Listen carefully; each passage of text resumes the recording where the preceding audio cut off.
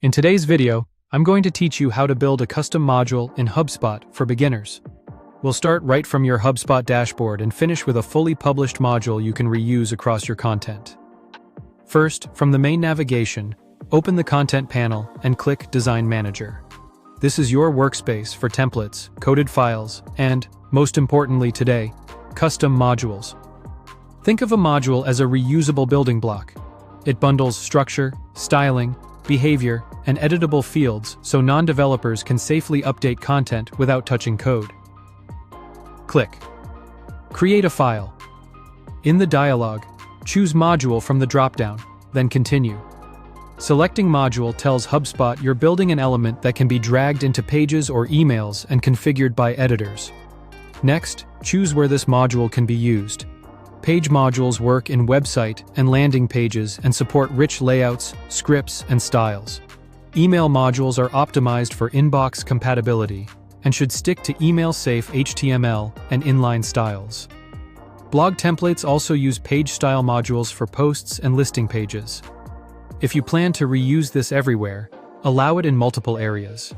If it's email only, restrict it to email to prevent misuse. You can also make a module global so one edit updates every place it appears, which is great for headers, footers, or banners.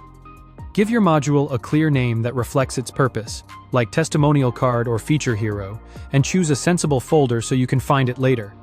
Then click Create to open the editor. In the module editor, you'll build both the editing experience and the output. Add fields on the left: text, rich text, image, choice, boolean, repeater, and more.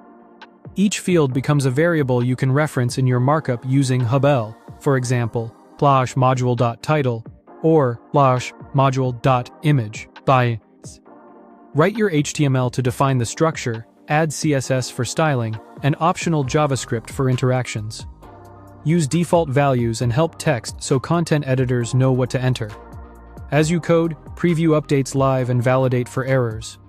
Keep accessibility in mind with proper headings, alt text, and labels. For email-scoped modules, avoid external scripts and rely on inline styles.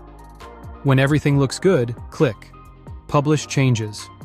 Publishing versions your work and makes the module available in the page, blog, or email editors you selected. If you tweak it later, just publish again to push the update. That's it, you've built your first HubSpot custom module. If this helped, subscribe for more.